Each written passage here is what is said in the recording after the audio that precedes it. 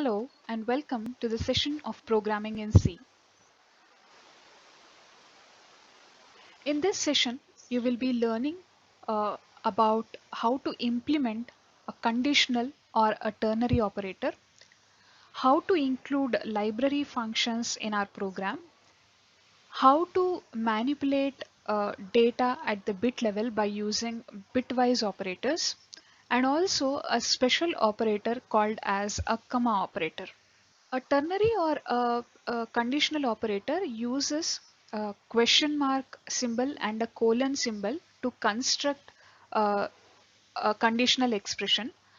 And there are three expressions which are used here. All the three are conditional expressions. Now, expression 1 and expression 2 is separated by a question mark. Expression 2 and expression 3 is separated by a colon. Upon the true or false value of expression 1, expression 2, either expression 2 or expression 3 will be evaluated. If expression 1 is true, then expression 2 will be evaluated and evaluation of expression 3 is skipped. If expression 1 is false, then expression 3 will be evaluated and the evaluation of expression 2 will be skipped. We include various commonly used operations or calculations in our program which are already inbuilt. So we happen to use all these inbuilt functions or library functions in our program. Now certain library functions and that we use are the standard input output operations, which are like printf and scanf functions. We use various operations on characters or strings, or we even use certain functions which carry out mathematical functions. We have many library functions which are similar. So what C language does is it groups up all the similar library function under or as one object program in separate library files. For example, if we have many inbuilt mathematical functions, all these mathematical functions are grouped together under one header file which is called as math.h. Now, how do we access this library function is that we just have to write the function name and its associated parameters. And where does this function return a value? It returns a value where it is assigned to. It can be a constant or it can be an identifier. It could be anything. This table gives a vague idea of the library functions which we mostly use. Not all the library functions are mentioned, but few of the library functions which can be invoked. For example, toUpper is a function that we invoke to convert a, a character or a letter into an uppercase value. We can also use in the same way toLower function. So to get a tangent value, we use a tan function. To get a logarithmic value, we might use a log function. We can also get ceiling and floor values by using ceil and floor functions.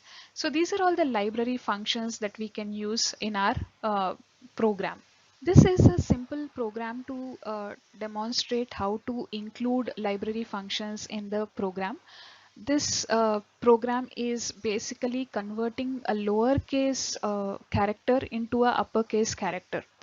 So the first line hash include stdio.h includes all the input output functions which are available under that header file. We also have a ctype.h which includes all the character functions that are available.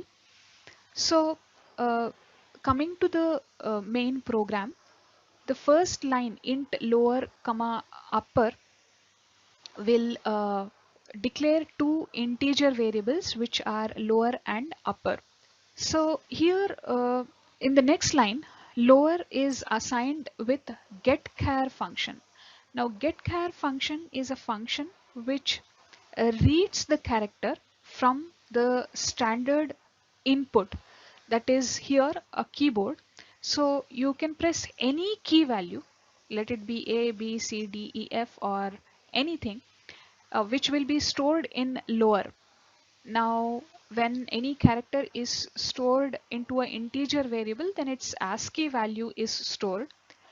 And in the next line, upper variable is assigned to a value where this lower variable's value is converted to upper by using toUpper function.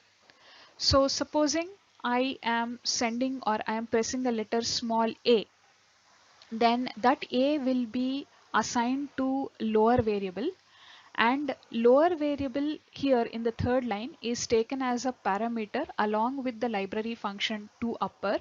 So toUpper will have the value of the lower value. Here in this case it is small a. That small a will be converted to capital A with the help of toUpper function, and that capital A will be assigned to upper variable, which is a user defined variable here. And to display that particular character onto the console, we use putchar function.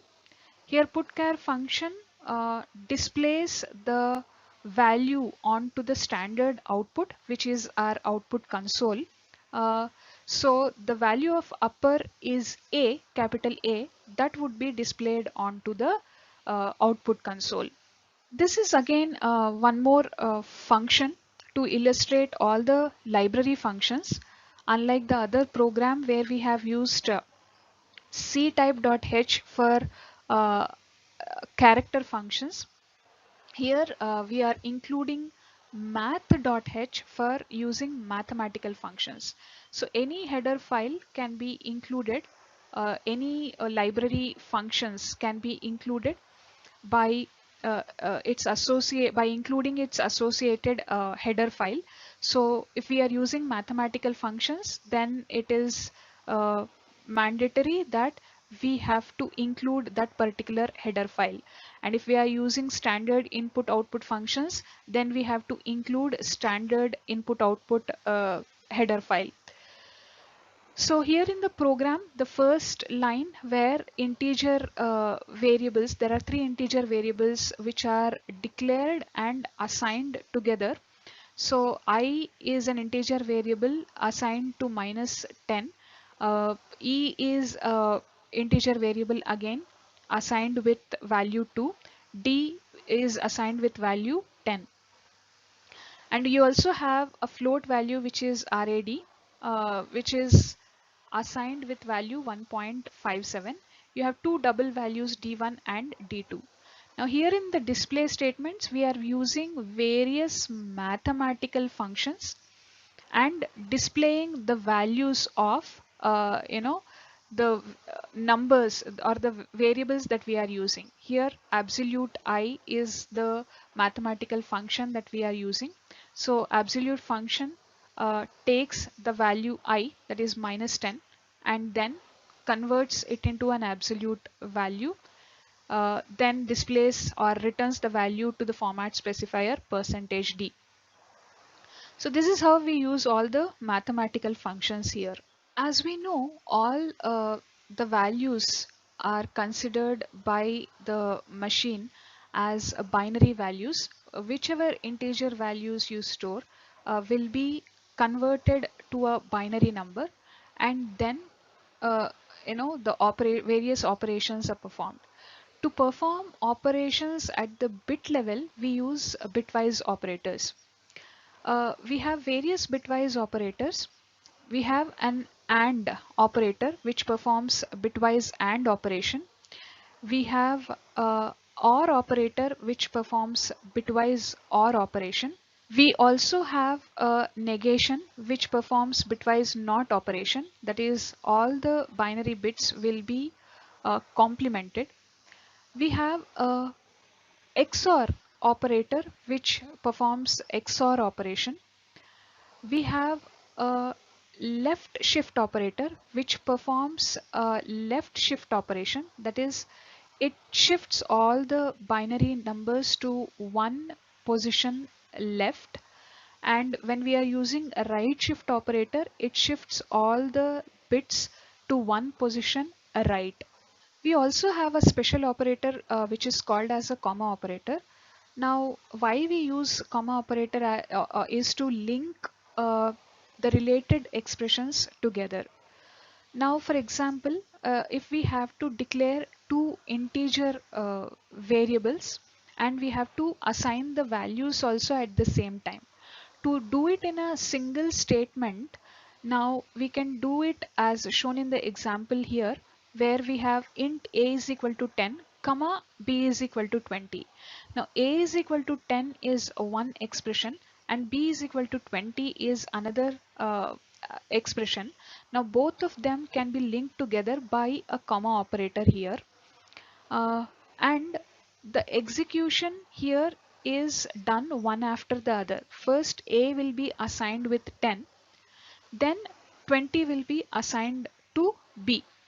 So, and also we can use comma operator in for statement where we can use multiple declarations at the same time in a single statement. When different expressions are linked with the comma operator, then the expressions will be evaluated from left to right.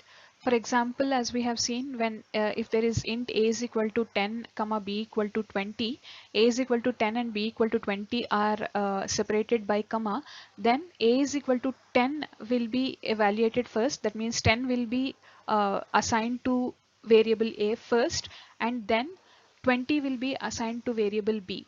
So the expressions will be evaluated from left to right, and also the value of the rightmost expression is the value of the combined expression. For example, in the statement that we can see value is equal to x is equal to 10, y is equal to 5, x plus y. Now all the three are the expressions which are separated by comma. Now, firstly, x is assigned to 10 and y is assigned to 5, and x plus y will be evaluated. If you can see